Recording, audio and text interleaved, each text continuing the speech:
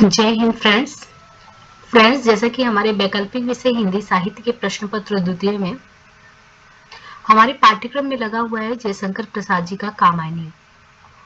और जो भी हमने प्रीवियस की क्लासेस लिए हैं उसमें कामायनी के संदर्भ में जितने भी एक तरीके से कह सकते हैं कि उससे रिलेटेड जो भी क्वेश्चन वगैरह बनने चाहिए, तो कुछ बिंदुओं पे हमने सिलसिलेवार बात कर ली है।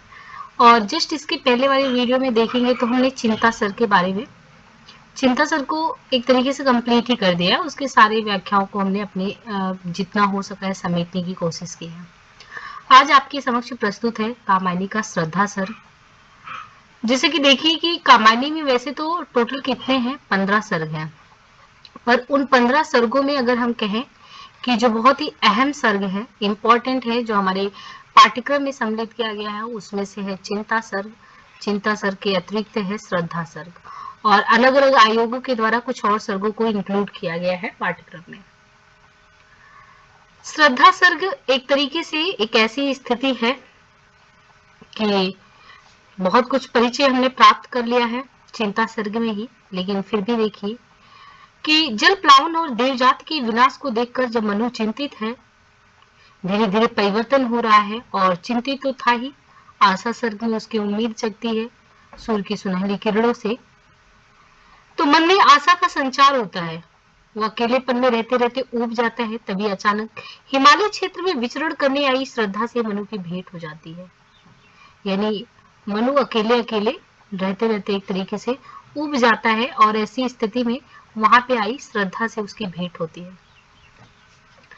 जब वो मनु श्रद्धा को देखता है तो हताश हो जाता है। पहले तो वो नीचे ही सर करके बैठा रहता है। मनु को देखकर श्रद्धा उसके समीप जाकर पूछ बैठती है, यानी श्रद्धा से रहा नहीं जाता है और वो जाती है उसके समीप, क्योंकि वो बैठा है और उससे रहा नहीं जाता है। श्रद्धा उसके जाके समीप उससे पूछ बैठती है कि हे मनुष्य, तुम कौन हो जो इस निर्जन वन में उद्विग्न घूम रहे हो। यानी इस निर्जन वन में तुम यहाँ पे उद्विग्न घूम रहे हो। और श्रद्धा क्योंकि विचरण करने आई होती है और गंधर्व देश की कन्या होती है, लेकिन इस तरीके से जब प्रलय काल की स्थिति होती है तो एक तरीके से कहते हैं कि जब संपूर्ण धरा पे कोई नहीं बचता तो सिर्फ और सिर्फ एक तरफ मनु बचते हैं, दूसरी तरफ श्रद्धा। तो वो पूछती है कि इस निर्जन वन में उद्विग्न होकर तुम घूम रहे हो, यद्यपि तुम मेरे लिए अपरिचित हो। यानी श्रद्धा के लिए तो एक तरीके से वो अपरिचित ही है। तो कहती है कि यद्यपि तुम मेरे लिए एक अपरिचित व्यक्ति हो, तुम्हें देखकर ऐसा लगता है कि तुम मेरे लिए एक रहस्यमय प्राणी हो, क्योंकि देखा जाए तो समस्त चराचर तो उस जल प्रलय में उस कोप का भाजन बन गया है। तो यद्यपि तुम मेरे लिए अपरिचित हो, तथापि तुम्हें देखकर ऐसा लगता है कि तुम मेरे लिए एक रहस्यमय प्राणी हो। मनु पागल से श्रद्धा का मुख चंद्रमा निहारने लगता है, उसको देखने लगता है। उसको लगता है कि ये कौन बोल रहा है, क्योंकि मुझे तो लग रहा है कि मेरे अलावा यहाँ पे कोई बचा ही नहीं है। तो श्रद्धा को देखने लगता है, और श्रद्धा ने अपने कोमल शरीर पर नील रोम वाले मेसों का चर्म धारण किया हुआ था, जिसे ऐसा प्रतीत हो रहा था मानो नील मेघों के बीच गुलाबी रंग का बिजली का फूल खिला हो। यानी श्रद्धा का सौंदर्य जो है एक बार वो देखता है, और एक तरीके से सौंदर्य को देखकर मनु जो है देखता ही रह जाता है। श्रद्धा ने अपने कोमल शरीर पर जो धारण किए थे फूल जैसा खिल रहा था, उसके घुंघराले बाल कंधों तक आकर मुख चंद्रमा को घेरे हुए थे। श्रद्धा के अप्रतिम सौंदर्य से मनु विस्मय विमुग्ध हो उठा। श्रद्धा का मधुर स्वर सुनकर मनु अभिभूत हो उठा। उसे ऐसा लगा मानो श्रद्धा ने नया जीवन प्रदान किया हो, और बहुत ही विनम्रता से वो श्रद्धा से पूछ बैठता है कि मैं एक अभागा व्यक्ति हूँ, क्योंकि उसे तो लगता है इस धरा पे इतना प्रलय आने के बाद सिर्फ और सिर्फ मैं ही बचा हूँ। तो कहता है मैं एक अभागा व्यक्ति, जीवन के निर्दिष्ट लक्ष्य से हीन, पहली से व्यस्त जीवन की समस्या को सुलझाने के लिए उधेड़ बुन में लगा हूँ। और मैं उन जो हमारी स्मृतियां हैं, मनोहर स्मृतियां हैं, उनको मैं विस्मृत कर देना चाहता हूँ, क्योंकि वो मुझे बहुत ही व्यथित कर रही हैं। और इस अनजान मार्ग पर मैं चल रहा हूँ जिसे मुझे पता भी नहीं है कि इस तरीके से जल प्लावन में जब सब कुछ नष्ट हो गया तो फिर मेरा है ही क्या। मैंने स्वयं अपनी आंखों के सामने सृष्टि प्रलय एवं देव जाति के विनाश को प्रत्यक्ष देखा। यानी जो देव जाति का एक कह सकते समूचे देव जाति का देव सभ्यता का खंडहर में तब्दीली होना, ये मनु बिल्कुल अपने पास से देखा है। तो उसने कहा कि मैंने तो प्रलय होते देखा है चीजों को। अब मैं ये मान चुका हूँ कि जीवन का अंत सदैव घोर निराशा में ही होता है और इस प्रकार श्रद्धा और मनु की प्रथम भेंट होती है। श्रद्धा मनु को सांत्वना देती हुई कहती, हे तपस्वी, तुम इतने थके हारे से क्यों हो? क्या तुम्हारे हृदय में जिजीविषा शेष नहीं रहेगी? भले ही तुम्हारा अतीत दुखपूर्ण रहा हो, लेकिन भविष्य तो स्वर्णिम हो सकता है। यानी श्रद्धा जो है मनु को एक तरीके से समझा रही है कि इस भयावह स्थिति को देखकर, इस जलप्लावन की स्थिति को देख के तुम इतनी जल्दी व्यथित हो गए, इतने जल्दी निराश हो गए, तुम थक हार गए। हे तपस्वी, तुम्हारे अंदर, तुम्हारे हृदय में जिजीविषा शेष नहीं रही। भले ही तुम्हारा अतीत दुखपूर्ण रहा हो, लेकिन भविष्य तो स्वर्णिम हो सकता है। जीवन का उद्देश्य वैराग्य नहीं। यानी एक तरीके से अगर कहें तो श्रद्धा आके मनु को ये समझाती है कि जीवन इतना निराशापूर्ण रखने की जरूरत नहीं है। भविष्य आपका उज्जवल में हो सकता है, भले ही वर्तमान उज्जवल में ना हो। और जीवन का उद्देश्य वैराग्य नहीं, बल्कि काम मंडल से मंडित दृश्य को जीवन में अपनाओ और उसे सार्थक बनाओ और आगे चलो। इस तरीके से जब श्रद्धा से मनु प्रेरणा युक्त बातें सुनता है तो मनु का दुख का जो आवेग है वो कम तो नहीं हुआ, लेकिन उसकी सांत्वना से ये तो लगा कि हाँ, कर्म क्षेत्र में मुड़ सकते हैं। उसने और भी कहा कि माना कि तुम जीवन के दांव को हार चुके हो, लेकिन फिर वीर व्यक्ति तो मरकर इसको जीतते हैं ना। जीवन का लक्ष्य केवल तप साधना ही थोड़ी है, बल्कि काम जन आशा का आह्लाद कर अपना महत्व बढ़ाना है। प्रकृति के यौवन का श्रृंगार कभी भी बासी फूल नहीं कर सकते। वास्तव में परिवर्तन प्रकृति का शाश्वत नियम है, जिसे आनंद की उपलब्धि होती है। अतः तुम पुरुषार्थी बनकर जीवन को जियो, जिसमें मेरा पूरा सहयोग तुम्हें मिलेगा। यानी श्रद्धा ये कहती है कि मेरा तुम्हें जीवन में पूर्ण सहयोग मिलेगा। यानी अब मनु इस धरा पे अकेले नहीं है, श्रद्धा उसके साथ है, वो अपना हाथ बढ़ाती है। वो कहती है, मैं वचन देती हूँ कि आज से मैं स्वयं को तुम्हें समर्पित करती हूँ। मुझे विश्वास है कि मेरा साथ पाकर तुम संसार के सभी सुखों का भली प्रकार उपयोग कर सकोगे। इस प्रकार श्रद्धा ने अपने वचन सुनाकर मनु को कर्म क्षेत्र के स्थल पे तो उतार दिया, जिसे उसके जीवन में आशा की किरण जगमगाने लगी। जहां वो कहां हताश था, निराश था, इस जल प्रलय को देखकर भयभीत था कि जीवन में कुछ नहीं बचा, वहां पे उसको श्रद्धा का एक साथ मिलकर उसके जीवन में आशा का संचार हो उठता है। और मनु को कर्म क्षेत्र की तरफ आगे बढ़ाने के साथ वो अपना हाथ भी बढ़ाती है। तो इस तरीके से अगर देखेंगे कि जो ये प्रस्तुत सर्ग यानी श्रद्धा सर्ग में श्रद्धा ही एक तरीके से केंद्रीय पात्र है, वही मनु को आगे बढ़ाती है और पूरा सर्ग ही इसी तरीके से आगे बढ़ता है। तो देखिए, हमने पहले जो सेशन किया इसमें चिंता सर्ग को कर लिया है।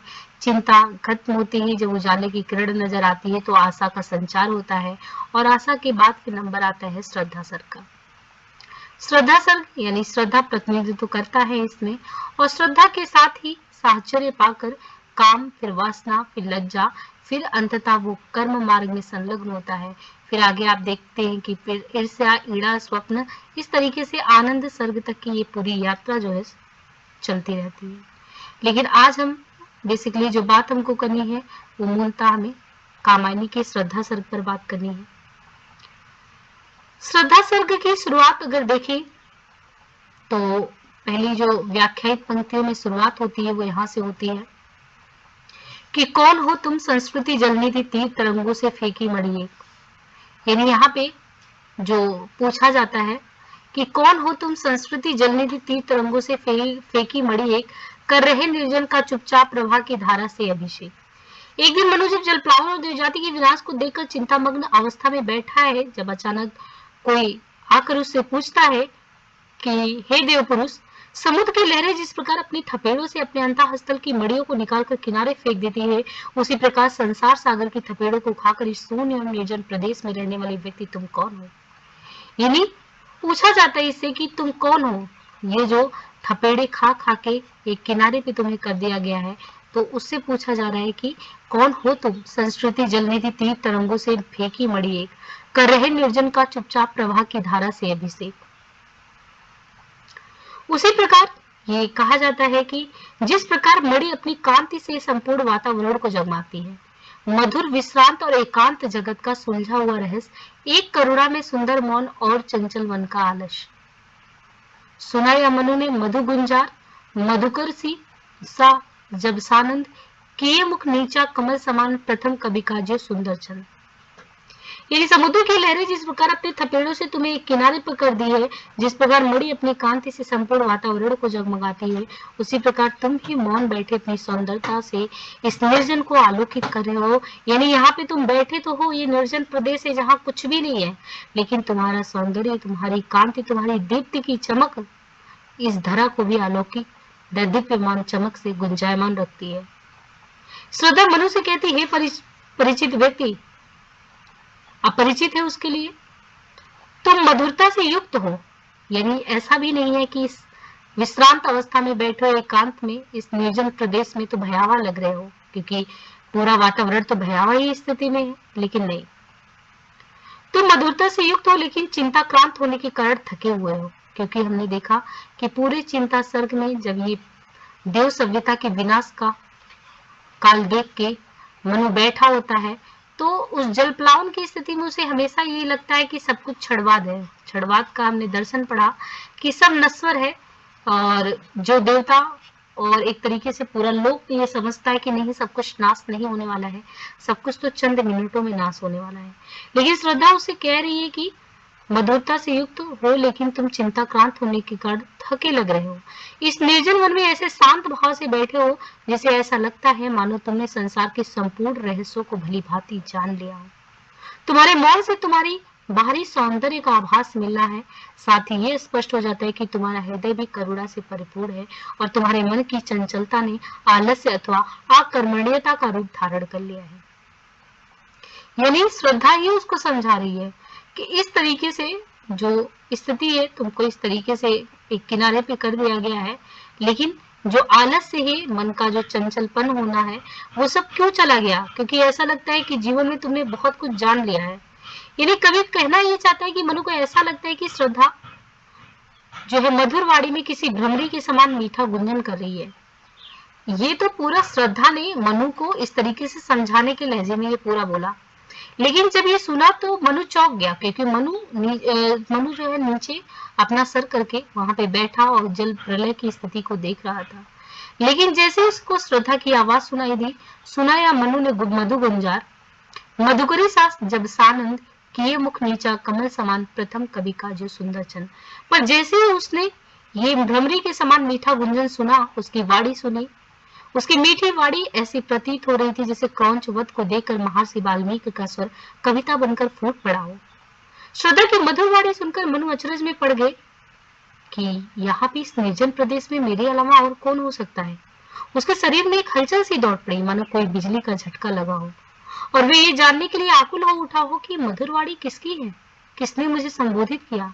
जिसको सुनते ही उसका मौन भंग टूट गया।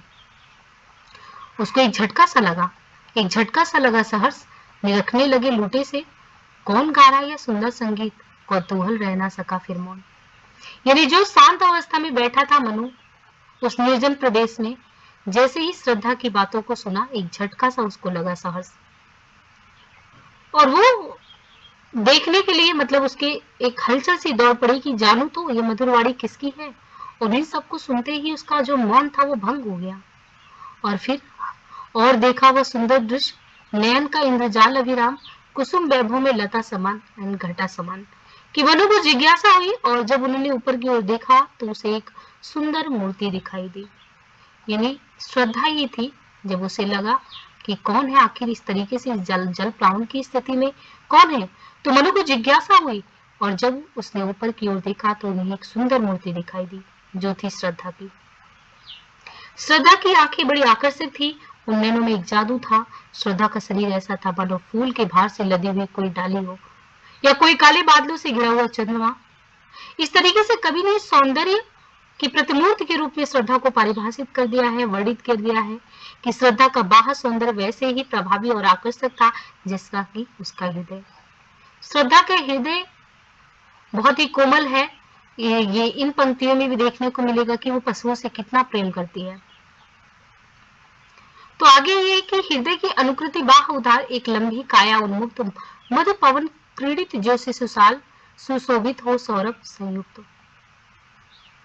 मनु को जब जिज्ञासा हुई, उसने देखा सुंदर प्रतिमूर्ति उसके सामने है, शरीर पे ऐसा लग रहा है मानो फूल कि बाहर से वो लदी हो, कोई डाली जैसी हो और कोई काले बादलों से घिरी चंद्रमा समान। तो इतने सौंदर्य की प्रतिमूर्ति को देखकर, उसके आकर्षक रूप को देखकर कैसा लगा कि क्या हृदय का जो बाहरी है यानी अनुकृति भाव उदार, क्या बिल्कुल वही स्थिति देखने को मिल रही कि उसका हृदय भी उतना ही कोमल है। तो उसकी काया तो पर्याप्त लंबी थी, हृदय की उदारता और विशालता के समान ही उसका शरीर भी विस्तृत एवं लंबा था।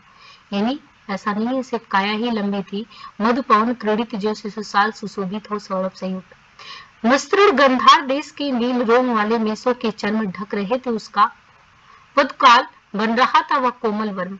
यानी जो वो वस्त्र धारण की हुई थी, जिस प्रकार उसके शरीर से भीनी भीनी खुशबू आ रही थी, मधुरता से युक्त होने के कारण वह अत्यंत आकर्षक लग रही थी, जैसे कोई छोटा साल का वृक्ष हो जिसे भीनी भीनी गंध फूट रही हो, जो सरस हवा के झोंकों से झूमता हुआ अत्यंत प्रिय लग रहा हो। और वैसे भी एक तरीके से श्रद्धा जो है, यहाँ पे जो श्रद्धा आई है, तो जब ये चल प्रलय की स्थिति होती है उसके पहले भी एक तरीके से वो गंधर्व देश की कन्या थी, वो भी एक तरीके से घूमने ही निकली थी और उसके साथ भी यही हुआ कि अचानक इस तरीके से आंधी तूफान और पूरा जल मग्न की स्थिति आ गई। लेकिन वो जब श्रद्धा आई तो गांधार प्रदेश में उत्पन्न होने वाली भेड़ों की नीली रोम वाली चिकनी खाल से सुंदरी श्रद्धा का शरीर भली भांति ढका हुआ था। ऐसा लग रहा था मानो श्रद्धा ने अपने शरीर की रक्षा करने के लिए मेसों की चर्म को रक्षा कवच के रूप में धारण कर लिया है। उसकी इस नीलवर्णी वेशभूषा में श्रद्धा का कोमल और अधकुला अंग अत्यंत आकर्षक लग रहा था। ऐसा लग रहा था मानो मेघ के समूह के मध्य गुलाबी रंग का बिजली का फूल खिल रहा हो। यानी किस तरीके से लग रहा था, श्रद्धा जिस प्रकार से थी, तो ऐसा लग रहा था कि चारों तरफ उसकी तरफ एक मेघों के समूह के मध्य गुलाबी रंग का बिजली का फूल खिला हो। और आगे का मायने में श्रद्धा को उसके सौंदर्य को परिभाषित करते हुए कवि कह रहे हैं कि ऐसा लगता था कि मानो पश्चिम दिशा में काले बादल छा गए हों और उन्हें भेदता हुआ लालिमा युक्त सूर्य मंडल उदित हो रहा है। किसको देख के? श्रद्धा को देख के। इन श्रद्धा के सौंदर्य को देखकर कभी इस तरीके से वर्णित कर रहे हैं कि मसृण गांधार देश के नील रोम वाले मेसों के चर्म ढक रहे थे उसका पपुकांत बन रहा था वो कोमल वन। नील परिधान बीच सुकुमार खुल रहा, मृदुल अधखुला अंग खिला हो जो बिजली का फूल, मेघवन बीच गुलाबी रंग। आवा मुख पश्चिम के व्योम बीच जब घिरते हो घनश्याम, अरुण रवि मंडल उनको भेद दिखाई देता हो छवि। ये इतने पे ही नहीं और आगे भी बढ़ के कभी कहना चाहता है कि देखो मानो पश्चिम दिशा में काले बादल छा गए और उन्हें भेदता हुआ लालिमा युक्त तो सूर्य मंडल उदित हो रहा है। श्रद्धा को मुख ऐसा दिखाई देता है जैसे कि छोटा सा ज्वालामुखी नीलम के छोटे से एवं शांत पर्वत की छोटी छोटी चोटी को पकड़कर धधक रहा हो। वसंत रात्रि में उसका मुख सौंदर्य लगातार ऐसा दिखाई दे रहा था। और या कि नव इंद्र नील लघु श्रृंग फोड़कर धधक रही हो कान, घिर रहे थे घुघराले बाल अंश अवलंबित मुख के पास घन सावक से सुकुमार। कोमल और घुघराली बालों से गिरा हुआ मुख ऐसा लग रहा था श्रद्धा का मानो छोटे छोटे बादल अमृत पान करते हुए चंद्रमा के निकट आ गए हों। यानी उसके सौंदर्य के बारे में कवि के द्वारा ये कहा जा रहा है कि उसके जो बाल थे इस तरीके से छितराए हुए थे दोनों तरफ कि कोमल और घुघराले बालों से घिरा हुआ मुख ऐसा लग रहा था मानो छोटे छोटे बादल अमृत पान करने के तो चंद्रमा के निकट आ गए हों। मनु को देखकर श्रद्धा मंद मंद मुस्कुराने लगी। उसकी मुस्कुराहट ऐसी दिखाई दे रही थी मानो प्रातः काली लालिमा युक्त सूर्य की उज्जवल किरणें नई नई कोपलों पर विश्राम कर रही हूँ और वो अंगड़ाई ले रही हूँ। नित्य यवन छवि से ही दित विश्व की करुण कामना मूर्ति स्पर्श के आकर्षण से पूर्ण प्रकट करती जो जड़ में स्फूर्ति। यानी जब कोमल और घुघराले बालों के साथ वो आई और मनु को देखकर मन मन मुस्कुराने लगी और लालिमा युक्त सूर्य की उज्जवल किरणें नैने कोपलों पर विश्राम कर रही और वो अंगड़ाई लेते हुए अलसा रही थी, तो नित्य और शाश्वत यवन से परिपूर्ण श्रद्धा का सौंदर्य चित्र का आकर्षण वो मनु को आकर्षित करने वाला था। वो करुणा से युक्त कामना की सजीव मूर्ति सी भासित हो रही थी। जो भी उसके सौंदर्य का दर्शन करता उसके मन में आलिंगन स्पर्श का भाव अपने आप ही जागृत होता। श्रद्धा के सौंदर्य में इतनी शक्ति नहीं थी कि उसके एकमात्र स्पर्श से ही जड़ वस्तु में चेतना युक्त हो जाती। उषा की पहली लेखा कांत मधुर सी भीगी भरबूत मद भरी जैसे उठे सलज भोर की तरफ दुति की गोट। कुसुम कानन अंचल में मंद पवन प्रेरित सौरभ सकार रचित परमाणु पराग शरीर खड़ा हो ले मधु का आधार। श्रद्धा का अनुमेय सौंदर्य ऐसा लग रहा था मानो प्रातःकालीन तारंगणों के शांत प्रकाश की गोद में मधुरमा से युक्त प्रसन्नता से परिपूर्ण मस्ती से भरी हुई सलज उषा की प्रथम किरण उठती है। वैसे ही सुंदरी श्रद्धा के मुख पर मधुरता, प्रसन्नता और मस्ती से भरी सलज मुस्कान भी व्याप्त थी। श्रद्धा के सौंदर्य से परिपूर्ण शरीर और उज्जवल मुस्कान को देखकर ऐसा प्रतीत होता था कि मानो श्रद्धा पुष्पों से लदे हुए वन प्रदेशों में से वसंत की मंद मंद सुगंधित समीर को साकार रूप में बहाकर लाई हो। उसके शरीर का निर्माण पुष्प रस में सान कर पराग के परमाणुओं से किया गया हो। आगे कवि श्रद्धा के मुख सौंदर्य का भी वर्णन करता है। और पढ़ती हो उस पर शुभ नवल, मधुरा का मन की साथ, हंसी का मधविवल प्रतिबिंबित, मधुरमा खेला सादृश्य आबाद। कहा मनु ने नव धरणी बीच, बना जीवन रहस्य निरूपाय, एक उल्का सा जलता भ्रांत, फिरता हूं मैं आशा है। यानी श्रद्धा का अनुपम सौंदर्य जो है उसको तो कवि के द्वारा यहाँ पे चित्रित किया गया है। आगे उसके बारे में उसके संपूर्ण उज्जवल मुस्कान को देखकर ऐसा लगता है कि श्रद्धा जो पुष्पों से लदी हुई है। आगे कभी श्रद्धा के मुख सौंदर्य का वर्णन करते हुए भी कहते हैं कि श्रद्धा के मुख पर मन को प्रिय लगने वाली वसंत रजनी की नवीन उज्जवल एवं निर्मल पूर्णिमा की अत्यंत मनमोहक एवं चित्ताकर्षक चांदनी बिखरी पड़ी। ऐसा लगता है मानो स्वयं मधुरमा आकर आबाद क्रीड़ा करने में संलग्न हो। सौंदर्य में श्रद्धा का प्रश्न सुनकर तथा उसे अपने निकट खड़ा पाकर मनु देखकर ये कहने लगा, इस आकाश और पृथ्वी के बीच मेरे जीवन का उलझन दूर करने के लिए कोई उपाय नहीं दिखता। यदि उसका जीवन एक निरुपाय है। कहा मनु ने नवधरणी बीच, बना जीवन रहस्य निरुपाय, एक उल्का सा जलता। तो ये जब श्रद्धा इस तरीके से उससे पूछती है तो फिर मनु को भी लगता है कि कोई तो है मैं जिससे कह सकता हूँ। तो अपने पास श्रद्धा को पाकर और अपने को निसहाय समझ के अपनी उलझन को दूर करने के लिए वो कहता है, जिस प्रकार टूटा हुआ तारा बेसहारा होकर आकाश में इधर उधर भटकता फिरता है, बिल्कुल उसी प्रकार मैं भी असहाय होकर अपनी अंतर्वेदना को लेकर इस शून्य एवं निर्जन वन में भटकता फिरा हूँ। इस प्रकार मनु अपना परिचय देते हुए अत्यंत निराशा के स्वर में श्रद्धा से कहता है कि हे अपरिचित रमणी, मैं तो उस आभागे पर्वत के समान हूँ जिससे कभी झरना नहीं फूटा। सैल निर्झर ना बना हतभाग्य, सैल निर्झर ना बना हतभाग्य, गल नहीं सका जो कि हिमखंड, दौड़कर मिला ना जलनिधि अंक, आ वैसा ही हूं मैं पाषंड। यानी अपने को पाकर वो श्रद्धा से कहता है, हे अपरिचित रमणी, मैं तो उस आभागे पर्वत के समान हूँ। ऐसा नहीं है कि बिल्कुल सामान्य, मैं तो एक अभागा हतभाग्य के बारे में बता रहा है कि हतभाग्य हूँ जिसे कभी कोई झरना नहीं फूटा है। मैं उस आभागी बर्फ के टुकड़े के समान हूं जो कभी नहीं पिघला और जिसके कारण समुद्र की गोद नसीब नहीं हुई। इस संसार में आकर मेरा यह जीवन निरर्थक हो रहा है। संसार के लिए मेरा यह निरर्थक जीवन किसी ठग से अलग नहीं लग रहा है। पहेली सा जीवन है अव्यस्त, उसे सुलझाने का अभिमान बताता है विस्मृति का मार्ग, चल रहा हूं बनकर अनजान। और इन्होंने ये भी कहा कि श्रद्धा से जब अपनी स्थिति को बयां करते, अपने दुख को मनु बयां करता है तो कहता है कि संसार के लिए या मेरा निरर्थक जीवन किसी ठगे से कम नहीं लग रहा है। मेरा जीवन तो एक पहेली बनकर यहाँ रह गया और मैं उसी में उलझ रहा हूँ। मैं अहंकार के साथ इस पहेली को सुलझाने का प्रयास करता हूँ, जीवन की समस्याओं को सुलझाना चाहता हूँ, लेकिन ये समस्याएं सुलझाने के बजाय, मतलब कि वो जीवन में हमें सुलझने की बात करने के बजाय वो और उलझा ही दे रही है। यही कारण है कि अब मैं एक अनजान व्यक्ति के समान निरर्थक जीवन व्यतीत कर रहा हूँ। आगे वो कहते हैं, मनु श्रद्धा से कहते हैं कि भूलता ही जाता दिन रात, सजल अभिलाषा कलित अतीत, बढ़ रहा तिमिर गर्भ में, नित्य जीवन का यह संगीत। भूलता ही जाता, यानी मनु श्रद्धा से कहते हैं कि अब मैं दिन रात अपने अतीत को भूलता ही जा रहा हूँ।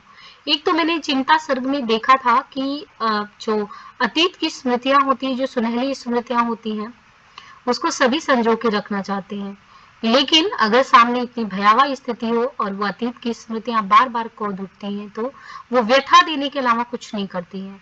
तो यही कह रहे हैं कि मनु श्रद्धा से कि भूलता ही जाता दिन रात, सजल अभिलाषा कलित अतीत, बढ़ रहा तिमिर गर्भ में, नित्य जीवन का यह संगीत। यानी कि अब मैं दिन रात अपनी अतीत को भूलता जा रहा हूँ। अतीत जो कभी आनंद और उल्लास और रंगीन अभिलाषाओं से परिपूर्ण हुआ करता था, अब यह अतीत फिर से लौट कर नहीं आएगा। फलस्वरूप मेरे इस असहाय जीवन के गान की तान दिन ब दिन अंधेरे में विलीन होती जा रही है। ऐसा लगता है मानो मेरा भविष्य अंधकार में होता जा रहा है। आगे वे कहते हैं, इस निरर्थक जीवन के बारे में मैं और क्या कहूँ। मैं इस निर्जन वन में लक्ष्यहीन दिशाहीन व्यक्ति के समान उसी प्रकार भटकता फिर रहा हूँ जिस प्रकार अंतरिक्ष में वायु इधर उधर भटकता फिरता है। तो मुझे उजड़े हुए राज की तरह समझो जिसमें सोनापन व्याप्त है। मेरा यह अभावग्रस्त जीवन विस्मृति का एक चेतनहीन मात्र ढेर बनकर रह गया है। क्या कहूँ मैं उद्भ्रांत विवर में नील गगन के आज वायु की भटकती एक तरंग शून्यता का उजड़ा सा राज। ये स्थिति क्या है? उजड़े हुए राज की तरह समझो जिसमें सोनापन ही व्याप्त है।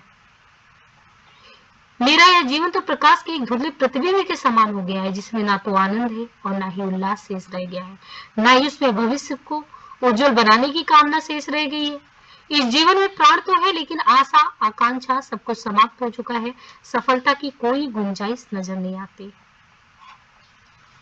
एक स्मृति का स्तूप अचेत ज्योति का धुंधला सा प्रतिबिंब और जड़ता के जीवन राशि सफलता का संकलित विलंब। आगे कहते हैं कि अब तो ऐसी स्थिति लग रही है कि जड़ता इस तरीके से हावी हो गया है। अब तक मनु केवल आप भी थी श्रद्धा को सुनाता है, हालांकि वो श्रद्धा के संबंध में जानने के लिए तो उत्सुक है, इसलिए वह परिचय प्राप्त करने हेतु श्रद्धा को संबोधित कर कहता है, हे सुकुमारी, कौन हो? अब तुम बताओ कि कौन हो तुम? बसंत के दूत, विरस पतझड़ में अति सुकुमार, घन तिमिर में चपला की राख में शीतल मंद बयार। यानी अब जो मनु, क्योंकि लगातार अपना परिचय दे रहा था, अब श्रद्धा से ही जानने की कोशिश कर रहा है कि हे सुकुमारी बतलाओ तुम कौन हो, तुम्हारा परिचय जानने की उत्कट इच्छा मुझमें है। तुमने तो आकर ही मेरे नीरस जीवन में सुख को भर दिया है और मेरा जीवन सरस हो उठा है। तुम्हारे द्वारा दिया गया आशा का संदेश ठीक वैसे ही है जैसे निर्जन वन प्रदेश में निरस्ता से भरे पतझड़ में कोयल का मधुर संगीत वसंत आगमन के शुभ संदेश देता है। नखत की आशा किरण समान हृदय के कोमल कवि के कान, कल्पना की लघु लहरी दिव्य कर रही मानस हलचल शांत। लगा कहने आगंतुक व्यक्ति, मिटाता उत्कंठा सा विशेष, दे रहा हो कोकिल सानंद, सुमन का ज्यो मधुमय संदेश।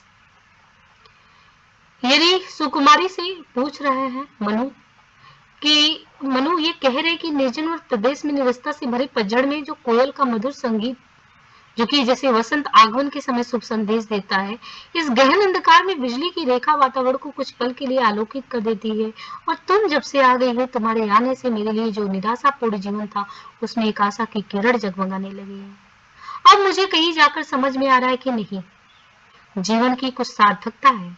जिस प्रकार एक निराश व्यक्ति को तारंगड़ों में से आशा की किरण फूटती नजर आती है, वह उसी के सहारे बुरी रात काट देता है, उसी प्रकार तुम्हारी मधुर वाणी में मुझे जिजीविषा का काम किया है। उसने जिजीविषा की किरण दिखाई है। केवल इतना ही नहीं, जिस प्रकार कवि की कोमल कल्पना पाठकों के चित्र रूपी सरोवर की हलचल को समाप्त कर देती है और कुछ समय के लिए भाव विभोर हो जाता है, उसी प्रकार तुम्हारी मधुर वाणी से मेरे हृदय की जो अशांति थी, भाव विहलता थी, जो उथल पुथल था, वो शांत हुआ और भरा था मन में नव उत्साह। अभी तो वो अपना परिचय देगी, लेकिन मनु श्रद्धा से प्रभावित हो, उसके बारे में जानने के लिए अति उत्सुक है। ये देखकर श्रद्धा मनु की जिज्ञासा को शांत करते हुए बताने का प्रयास करती है, यानी बताने का, क्योंकि वो जानना चाहता है तो वो बताना फिर शुरू करती है कि मनु को आशा से भरा हुआ संदेश देने वाली श्रद्धा ऐसी दिखाई देती है मानो कोकिल अपनी मधुर वाणी में फूलों को वसंत आगमन की शुभ सूचना दे रही हो। आगे श्रद्धा आत्म परिचय देते हुए कहती है, भरा था मन में नव उत्साह, सीख लो ललित कला का ज्ञान, इधर रही गंधर्वों के देश की, पिता की हूँ प्यारी संतान। यानी यहाँ श्रद्धा कैसे आ गई, श्रद्धा के बारे में जानना चाहता है, तो वो भी मनु को बताना चाहती है कि मैं अपने पिता की प्यारी संतान हूँ। मेरे मन में यह न एक तरीके से नया उत्साह भरा हुआ था। इस गंधर्व देश में रहकर मैं ललित कला का ज्ञान प्राप्त करना चाहती थी और उस ज्ञान प्राप्ति की दिशा में इस गंधर्व देश में रहते हुए खुले आकाश के नीचे मैं हर रोज घूमती हूँ, क्योंकि मेरा हृदय जिज्ञासा की भावना से युक्त होने के कारण इस जगत के आंतरिक सत्य को जानना चाहता है, समझना चाहता है। जब जब मेरी नजरें हिमालय की ओर खिंचती चली जाती हैं, तब तक हिमालय के इन ऊंचे शिखरों को देखकर मन में एक प्रश्न उभरता है, क्या इन ऊंची पर्वत चोटियों के रूप में कहीं धरती ही भयभीत होकर सिकुड़ तो नहीं गई? यानी एक नव उत्साह से गंधर्व देश की कन्या जो है श्रद्धा आई थी, और वो कहती है कि घूमने का मेरा अभ्यास बढ़ा था, मुक्त व्योम तल नित्य कौतूहल खोज रहा था, व्यस्त हृदय सत्ता का सुंदर सत्य। यानी सत्ता का सुंदर सत्य क्या है? जैसे मनु को ज्ञात हुआ कि क्षण भंगुरता ही जीवन है, तो सत्ता का सत्य क्या है? उस नव उत्साह के साथ गंधर्व देश की कन्या श्रद्धा भी घूमती है। दृष्टि जब जाती है उसकी हिमगिरी और प्रश्न करता है मन अधिक अधीर, धरा की है सिकुड़न भयभीत आह कैसी है, क्या है पीर, क्या है इसका दर्द कि नीचे से उठा और इतना जाके सिकुड़ गया है। मधुरिमा में अपने ही मौन एक सोया संदेश महान, सजग हो करता था संगीत उठी उनजान। यानी अपने मन को, अपने जो व्यथा है उसको कहती है कि हर रोज जब मैं घूमा करती हूँ तो इन प्रश्नों को जानने की कोशिश करती हूँ। हिमालय को देखकर ऐसा लगता है कि मानो वो मुझे निरंतर बढ़ने का संदेश देता हो। फलस्वरूप मैं अपने पैर को आगे बढ़ाती चली जाती हूँ और हिमालय के दिव्य रमणीय और अलौकिक रूप देखकर मेरी आंखों की भूख मिटाकर मुझे परम शांति मिलती है। आगे वो ये भी कहती है, एक ही दिन अचानक ऐसा हुआ कि अनंत सागर क्रोधित होकर हिमालय पर्वत की तलहटी से टकराने लगा। तब से लेकर आज तक मैं यहाँ सहाय होकर इस निर्जन वन प्रदेश में अकेले ही भ्रमण कर रही हूँ। अनजान सी हूँ, क्योंकि जो प्रलय आया उस प्रलय में मनु बचा है या श्रद्धा बची है। आगे कहते हैं, बढ़ा मन और चले ये पैर, सैल मालाओं का श्रृंगार, आंख की भूख मिटी या देख, आह कितना सुंदर सांभार। श्रद्धा मनु से कहती है कि यही समीप ही मैंने बालिका अन्न देख कर अनुमान लगाया कि जरूर कोई प्राणियों के हित में लगे हुए किसी मनुष्य का यह दान है। निश्चित ही यहाँ कोई जीवित प्राणी अवश्य है। श्रद्धा मनु को संबोधित करते हुए कहती है कि हे तपस्वी, जब उसने यहाँ पे कुछ अन्न देखा तो उसे लगा कि कोई और भी जीवित है मेरे अलावा यहाँ पे।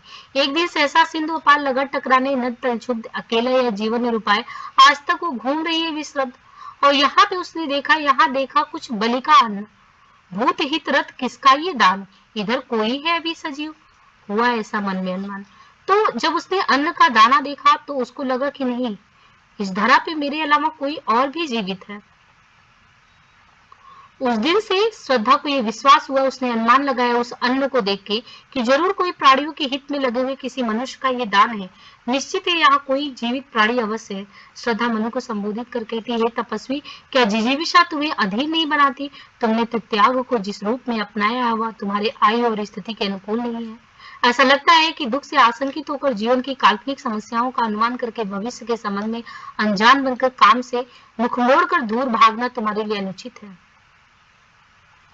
श्रद्धा आगे अब मनु को जीवन में आगे बढ़ने के लिए कैसे प्रेरित करती है, भाग 2 में है कि तपस्वी क्यों हो इतने क्लांत, तुम इतने दुखी क्यों हो, वेदना का ये कैसा वेग है तुम्हारे अंदर, आह तुम कितने अधिक हताश, बताओ ये कैसा उद्वेग है, हृदय में क्या है नहीं अधीर, लालसा की निस्तेज, कर रहा वंचित कहीं न त्याग तुम्हें, मन में घर सुंदर वेश, दुख के डर से तुम अज्ञात, जटिलताओं का कर अनुमान, काम से झिझक कर रहे हो आज, और इस धरा से, इस जगत से बनकर अनजान।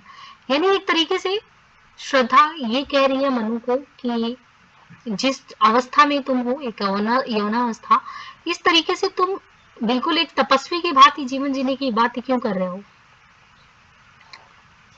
यानी दुख से आशंकित होकर जीवन की कल्पनाओं से तुम जीवन के दुखों से भाग रहे हो। तुम्हारी आयु और स्थिति के अनुकूल ये सब चीजें नहीं है। सारी सृष्टि में व्याप्त विराट चेतना शक्ति अनेक प्रकार की लीलाएं करती हुई, आनंद मनाते हुए सृष्टि के कड़कड़ में व्याप्त है, और तुम जीवन में आगे बढ़ो। दुख के डर से तुम भागो नहीं, कर रही लीला में आनंद महाचित्त सजग हुई सी व्यक्त, विश्व का उन्मीलन अभिराम, इसी में सब होते अनुरक्त। श्रद्धा मनु से कहती है कि सारी सृष्टि में व्याप्त जो विराट चेतना शक्ति अनेक प्रकार की लीलाएं करते हुए, आनंद बनाते हुए सृष्टि के कड़कड़ में व्याप्त है, यह विराट चेतना शक्ति ही इस अनंत सौंदर्य संपन्न संसार के रूप में अभिव्यक्त होती है, और सृष्टि के सभी प्राणी उसी में अनुरक्त रहते हैं। श्रद्धा पुनः इस संसार की मंगलमय स्वरूप की ओर इशारा कर मनुष्य कहती है, यह विश्व काम के कल्याणकारी स्वरूप से मंडित होने के कारण श्रेयस्कर है। इसी काम अथवा इच्छा का ही तो परिणाम यह पूरा विश्व है, और ऐसा न समझना ये तुम्हारी भूल है। अतः इस रहस्य को भली बात ही जान लो। तुम इसकी उपेक्षा नहीं कर सकते। काम की उपेक्षा कर तुम संसार को असफल बने रहोगे, संसार में रहकर भी। यानी काम मंडल से मंडित श्रेय सर्ग इच्छा का है परिणाम, तिरस्कृत कर उसको तुम भूल बनाते हो असफल बदाम। दुख की पिछली रजनी बीच विकसता सुख का नवल प्रभात। श्रद्धा मनु को संबोधित कर रही है कि जिस प्रकार रात समाप्त होने पर प्रातःकाल का आगमन होता है, उसी प्रकार मानव जीवन में दुख के बाद सुख की भी प्राप्ति होती है। जिस प्रकार रात के अंधेरे में नीला आकाश अपने में प्रातःकाल का रहस्य छिपाए रहता है, उसी प्रकार दुख के नीले महीन पर्दे के पीछे सुख भी अपने शरीर को छिपाए रहता है। हे मनु, वो कहती है कि हे मनु, जिस दुख को तुम अभिशाप मानते हो वह विश्व की समस्त बाधाओं का उद्गम स्थल है। यह दुख तो ईश्वरीय वरदान है, इसे सदैव याद रखो। जिसे तुम समझ रहे हो अभिशाप जगत की ज्वालाओं का मूल, इसका वह रहस्य वरदान है। कभी मत इसको जाओ भूल, यानी तुम इसको भूलो मत। आगे फिर श्रद्धा मनु से कहती है कि विषमता की पीड़ा से व्यक्त हो रहा स्पंदित विश्व महान, यही दुख सुख विकास का सत्य, यही भूमा का मधुमेह दान। यानी श्रद्धा मनु को ये समझा रही है कि जीवन में सुख दुख, यानी सुख के बाद दुख, दुख के बाद सुख तो आता ही है। जिस प्रकार रात के अंधेरे में नीला आकाश अपने में प्रातःकाल का रहस्य छिपाए रहता है। जिस दुख को तुम अभिशाप मानते हो, एक तो वो है ईश्वरी वरदान तुम्हारे लिए। इस संसार में सुख और दुख का अत्यंत निकट का संबंध है। दुख के बिना सुख का कोई अस्तित्व नहीं है। वास्तव में यह जगत सुख दुख की विषमता का ही प्रतिफल है। इन्हीं विषमताओं में यह संसार भी गतिशील रहता है। यह सुख दुख सृष्टि के विकास का सत्य है, यही विराट शक्ति की सुंदरता है। आगे श्रद्धा मनुष्य कहती है, यह संपूर्ण विश्व विषमता से परिपूर्ण होने के कारण चिंतातुर होने का कोई कारण नहीं बताती। इस संसार में रहते हुए प्रत्येक प्राणी को शुभ काम करने चाहिए, जिससे विषमता भरे संसार में समरसता की स्थिति कायम हो। मैंने सबसे पहले आपको समरसतावाद का दर्शन जो है, समरसतावाद, इसको समरसता लिख दिए। समरसतावाद एक तरीके से कह सकते हैं आनंदवाद जो है, यही प्रतिविज्ञावाद दर्शन जो है कामायनी में मूल है, और इसके प्रतिनिधित्व कर्ता के रूप में श्रद्धा है। देखिए श्रद्धा किस प्रकार मनु को जीवन में समरसता को कायम करने की बात बता रही है, आनंद की तरफ उन्मुख होने की बात कर रही है, और निराशापूर्ण जीवन से एक तरीके से पीछे हटने को कह रही है कि इस संसार में रहते हुए प्रत्येक प्राणी को शुभ काम करने चाहिए, जिससे विषमता वाले संसार में समरसता की स्थिति कायम हो, जिसको एक तरीके से देखा जाए जिसका हर एक प्राणी हकदार है। सभी को समरसता चाहिए, कोई अद्वैतवादी नहीं होना चाहता। अद्वैत यानी दो नहीं, सब कुछ एक ही है। किंतु यह विचित्र स्थिति है, यहाँ तो मनुष्य अपनी तुच्छ इच्छा पूर्ति में प्रयत्नशील है। आगे और भी कहते हैं कि नित्य समरसता का अधिकार उमड़ता कारण जलनिधि समान, व्यथा से नीली लहरों बीच बिखरते सुख मणिगढ़ द्युतिमान। लगे कहने मनु सहित विषाद, मधुर मारुत से ये उच्छ्वास, अधिक उत्साह तरंग आबाद उठाते मानस में साविलास। किंतु जीवन कितना निरुपाय, लिया है देख नहीं संदेह, निराशा है जिसका कारण सफलता का वह कल्पित गेय। श्रद्धा ये कह रही है कि देखिए वास्तव में ये तो समझ में आ रहा है कि समरसता को कायम रखना है और हर एक प्राणी का वो हकदार है। विषमता से बाहर निकलना है, और ये विषमता रूपी समुद्र में व्यथा रूपी नीली लहरें उमड़ती ही हैं, और उन लहरों के मध्य प्राणियों के सभी सुख तेजों में मड़ियों की भांति बिखरे पड़े रहते हैं। सुख के बदले दुख ही नसीब होता है। श्रद्धा के वचन सुनकर मनु खिन्न होकर कहते हैं, यदि भी तुम्हारे प्रेरक वचन मधुर पवन के समान मेरे हृदय में उत्साह के भाव भर रहे हैं, तथापि मैंने भली भांति ये समझ लिया है कि जीवन असहाय और निरुपाय है। चाहे जितना प्रयास करो, पर फिर भी अंततः जीवन में निराशा ही हाथ लगती है। इसे सफलता मानना मात्र भ्रम है। मनु के निराशापूर्ण वचनों को सुनकर श्रद्धा ने उन्हें समझाते हुए ये भी कहा कि तुम इतने व्याकुल और व्यथित क्यों हो? तुम अभी से जीवन के एक किनारे पर जाके क्यों बैठे हो? जीवन में प्राप्त होने वाली सफलता के प्रति इतने निराश क्यों हो? निराशा है जिसका कारण सफलता का वकल्पित गे।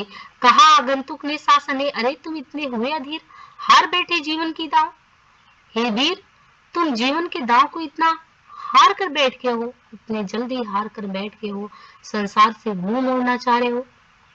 क्योंकि जो वीर और साहसी व्यक्ति होते हैं वे तो मरकर भी अर्थात कठिन परिश्रम से ही सफलता अर्जित करते हैं। प्रकृति के यौवन का श्रृंगार करेंगे कभी नबासी फूल, मिलेंगे वे जाकर अतिशीघ्र आह सुख है उनके मूल। उन्होंने कहा कि श्रद्धा ने एक तरीके से मनु को प्रेरित करने के लिए ये बातें कही कि तपस्वी जैसा जीवन जो जीने की बात कर रहे हो, एक वीर और साहसी व्यक्ति भी तो मरकर कठिन परिश्रम करके अमर हो जाता है। और इस तरीके से श्रद्धा मनु को ये परिचित कराती है कि जीवन का सत्य क्या है। सांसारिक कार्य से मुंह मोड़कर तपस्या करना जीवन का लक्ष्य नहीं है, बल्कि सांसारिक काम करते ही रहना मानव जीवन का लक्ष्य है। सांसारिक कार्यों से दूर भाग कर निरंतर तपस्या में लीन रहने के कारण तुम्हारे हृदय में उदासीनता उत्पन्न हो गई है। फलस्वरूप निरंतर उन्नति की अभिलाषा से परिपूर्ण आशा जनित प्रसन्नता खो गई है। मनु को प्रेरित करने तो श्रद्धा फूलों के उदाहरण भी देती है कि हे मनु, प्रकृति के यौवन का श्रृंगार करेंगे कभी ना वासी फूल, मिलेंगे वे जाकर अतिशीघ्र आह सुख है उनकी धूल।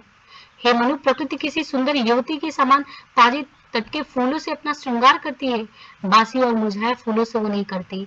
मुरझाए फूल तो धूल में मिल जाते हैं, उसी प्रकार तुम अपने हृदय से निराशा को निकाल कर उसे प्रसन्नता से भर दो। यही जीवन की सफलता है। यह प्रकृति के बारे में बताती है। आगे श्रद्धा कहती है कि पुरातनता का यह निर्मोह सहन करती ना प्रकृति पल एक, नीतन नूतनता का आनंद किए है परिवर्तन में टेक। युगों की चट्टानों पर सृष्टि डाल पदचिन्ह जली गंभीर, देव गंधर्व असुर की पंक्ति अनुसरण करती उसे अधीर। आगे श्रद्धा मनु से ये भी कहती है कि देखिए, उसी प्रकार तुम अपनी जो निराशापूर्ण हृदय से है उन चीजों को निकालो, क्योंकि प्रकृति प्राचीनता की केचुली फेंक कर नावीनता ग्रहण करती है। यानी दिन प्रतिदिन हम देखिए इनोवेशन की बात करते हैं, इनोवेटिव माइंड की बात करते हैं, हमारी क्रिएशन होनी चाहिए, कुछ सृजन की बात होनी चाहिए, क्योंकि परिवर्तन प्रकृति का शाश्वत नियम है। अगर कोई भी चीज, एक पानी ही एक जगह पे पड़ा है तो पड़े पड़े सड़ जाता है। तो किस तरीके से श्रद्धा ने मनु को ये कहा, उसको संबोधित करते हुए कि कभी भी प्रकृति भी बासी फूल को अपने श्रृंगार के लिए प्रयोग में नहीं लाती है। तो फिर तुम एक तरीके से प्राचीनता को देखो, प्राचीनता की केचुली भी फेंक कर लोग नवीनता ग्रहण करते हैं, क्योंकि परिवर्तन प्रकृति का शाश्वत नियम है। जो प्राणी परिवर्तन में विश्वास कर युगानुकूल काम करता है उसे जीवन में सफलता प्राप्त होती है। अतः आप भी इसे प्रेरणा ग्रहण कर कार्योन्मुख होना चाहिए आपको। प्रत्येक युग का अपना धर्म, अपना विचार होता है जो उस युग की पहचान होती है। विधाता की यह सृष्टि प्रत्येक युग रूपी चट्टान पर उस युग के धर्म एवं विचार के रूप में अपनी छाप छोड़ती हुई गंभीरता के साथ निरंतर विकास को प्राप्त होती रहती है। देव गंधर्व आदि जातियां अपने धैर्य खोकर निरंतर उसका अनुसरण करती चली जाती है। यानी आगे कहते हैं कि युगों की चट्टान पर सृष्टि डाल पदचिन्ह चली गंभीर, देव गंधर्व असुर की पंक्ति अनुसरण करती उस अधीर। एक तुम यह विस्तृत भूखंड प्रकृति वैभव से भरा आमन, कर्म का भोग भोग का कर्म, यही जड़ का चेतन आनंद। अकेले तुम कैसे असहाय यजन कर सकते, तुच्छ विचार तपस्वी आकर्षण से हीन, कर सके नहीं आत्म विस्तार। दब रहे हो अपने ही बोझ, खोजते भी नहीं कहीं औलम। यानी श्रद्धा उसे मनु को समझाते हुए ये भी कह रही है कि अपने ही बोझ तले तुम दबे ही जा रहे हो, एक तरीके से कार्योन्मुख क्षेत्र में उतरना नहीं चाहते हो, समय अनुकूल बढ़ना नहीं चाहते हो। प्रत्येक युग का अपना धर्म, अपना विचार होता है जो उस युग विशेष की पहचान होती है। विधाता की यह सृष्टि प्रत्येक युग रूपी चट्टान पर उस युग के धर्म एवं विचार के रूप में पेछाप छोड़ते हुए गंभीरता के साथ निरंतर विकास को प्राप्त होती रहती है। देव गंधर्व आदि जातियां अपना धैर्य खोकर निरंतर उसका अनुसरण करती चली जाती हैं। आगे श्रद्धा मनु से कहती, हे मनु, एक तुम हो जो चेतन होने के बावजूद निष्क्रिय होकर निराश और उदास बन बैठे हो, दूसरी ओर वह जड़ पृथ्वी है जो अनंत वैभव से परिपूर्ण है। यहाँ पर संचित कर्मों का उपभोग लिया जा रहा है तथा आने वाले भोगों के लिए निरंतर कर्म किए जा रहे हैं। अतः तुम स्वयं देख सकते हो कि यह विस्तृत भूमंडल अचेतन एवं जड़ होते हुए भी उस चेतन प्राणी के समान आनंद की उपलब्धि कर रही है। मनु को जीवन के प्रति विरक्त होता देख श्रद्धा ये भी कहती है कि हे मनु, तुम अकेले बिना किसी के सहारे सृष्टि निर्माण संबंधी यज्ञ कैसे करोगे। यानी अपने को अकेले तुम कैसे असहाय यजन कर सकोगे, ये तुच्छ विचार त्यागो। अकेले तुम सृष्टि का सृजन नहीं कर सकते। यज्ञ करने के लिए पुरुष और नारी का साथ होना आवश्यक है। लंबी अवधि तक अकेले रहने के कारण इस अभिलाषाएं ये जो तुम्हारे अंदर होनी चाहिए ये मृत प्राय हो गई है। साथ ही नारी के प्रति अनाकर्षक उत्पन्न हो जाने से तुम अपना आत्मविस्तार करने में असफल रहे हो। अतः इन्हें यह जीवन बोझ सा लगता है।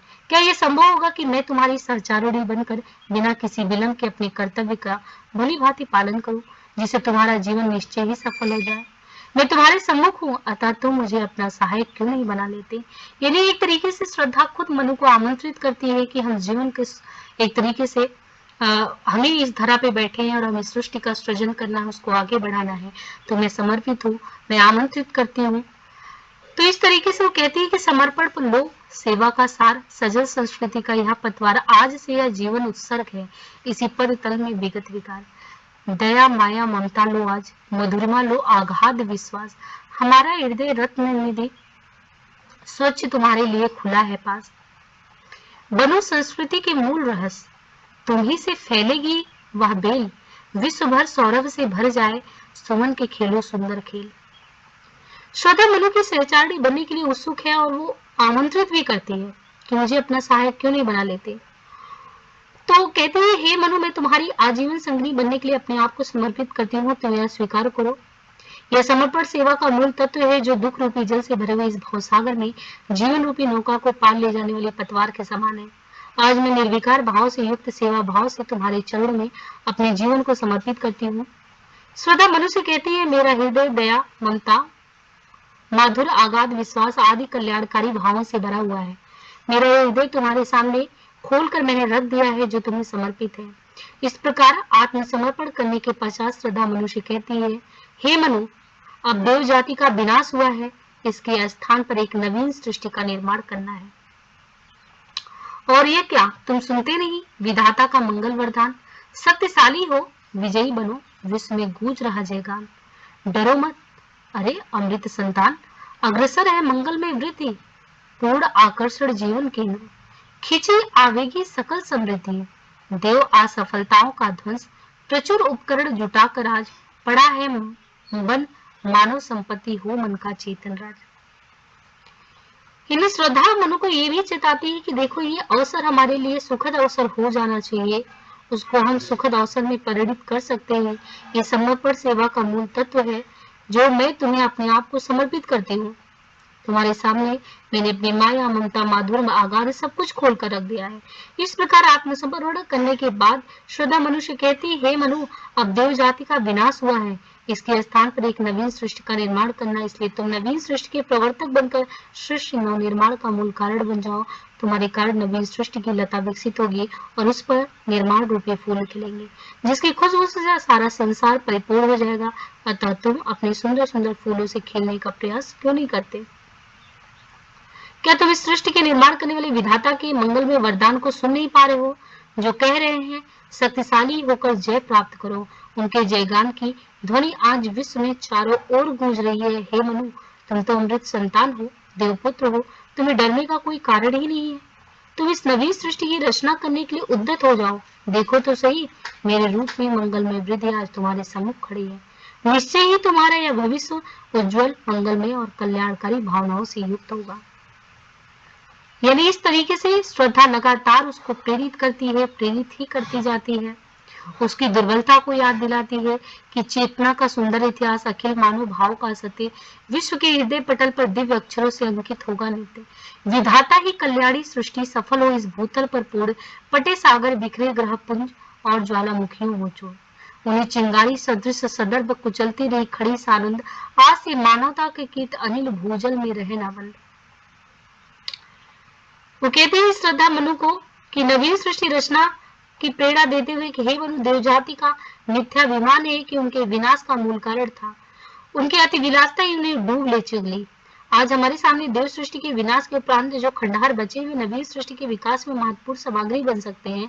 अतः मानव सृष्टि के निर्माण के लिए तुम्हें इस विपुल सामग्री को इकट्ठा करना पड़ेगा और मन से हिंसा, मिथ्याभिमान और विलास भावना को निकालना पड़ेगा, एक उदात्त भावना से लगना पड़ेगा। तभी तो नवीन मानव सृष्टि भाव में चेतना अवस्था प्राप्त कर आगे बढ़ेगी। हम तो मिलकर इस नवीन सृष्टि मानव सृष्टि का निर्माण करेंगे, विकास करेंगे, उसका इतिहास चेतना का सुंदर इतिहास बनेगा, जिससे संसार में रहने वाले सभी प्राणियों के हृदय में उदात्त भाव का सत्य छिपाओ। अतः मेरी ये इच्छा है कि विश्व के हृदय पटल से सुनहरे अवसरों में इस चेतना का इतिहास लिखा जाए, जो सदैव विद्यमान रहे।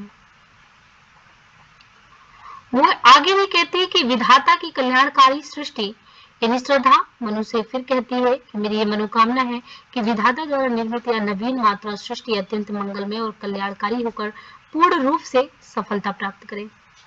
यद्यपि ये मार्ग कठिन है, सफल हुई इस भूतल पर पूर्ण पटे सागर बिखरे ग्रहपुंज और ज्वालामुखियों को छोड़, ये जरूरी नहीं है। चाहे सागर सूख कर स्थल बन जाए, ग्रह मंडल बिखर बिखर जाए, ज्वालामुखी भी भले ही क्यों ना भयंकर विस्फोट करे, तब भी यह नवीन मानव सृष्टि इन समस्त बाधाओं को कैसे चिंगारी के समान गर्व के साथ कुचलने में लगी है, बुझाने में सफल होकर अभिमान के साथ खड़ी रहे।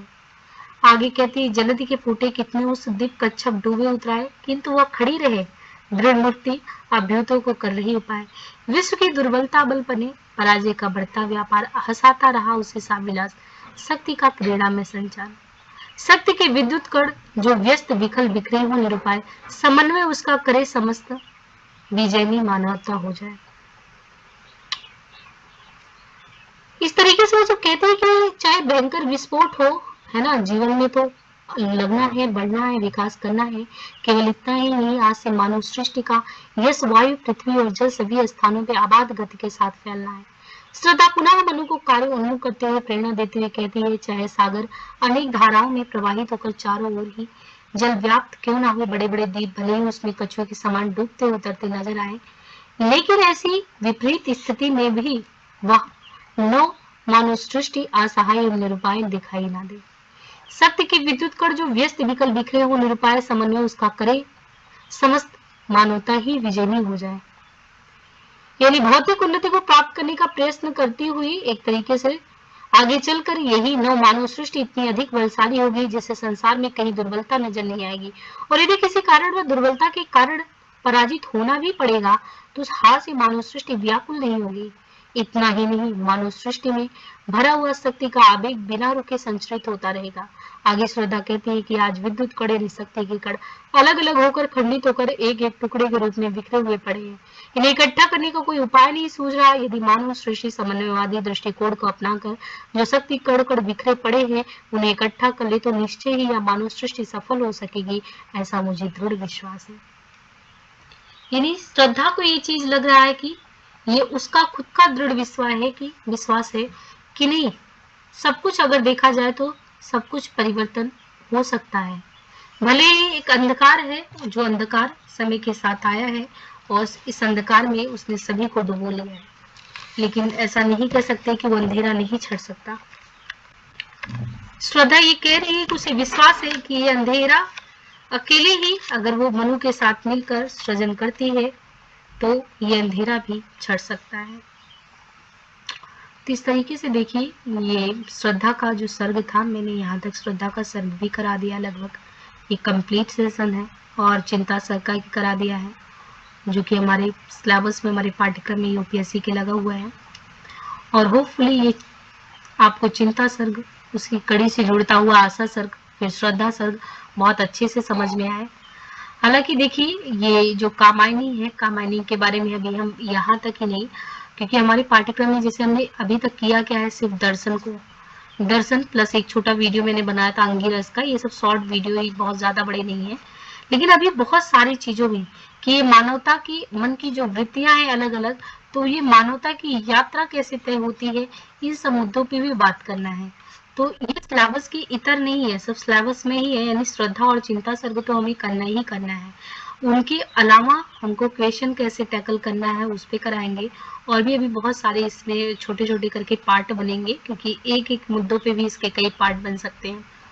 तो होपफुली ये सेशन आपको बहुत ही अच्छा लगा हो, और मेरी कोशिश ये रहेगी कि आगे भी मैं इसी तरीके से आपको मतलब अच्छे से जो भी सेशन कराऊँ अच्छे से प्रोवाइड कराऊँ। लेकिन आप लोग को जितना सपोर्ट करेंगे उतना ही ज़्यादा मतलब ये होगा कि अच्छा लगेगा मुझे भी काम करने में, क्योंकि जब तक मोटिवेशन नहीं मिलता तब तक वो समझिए कि उतना ज़्यादा एफर्ट लग नहीं पाता है। आज के लिए इतना ही, धन्यवाद।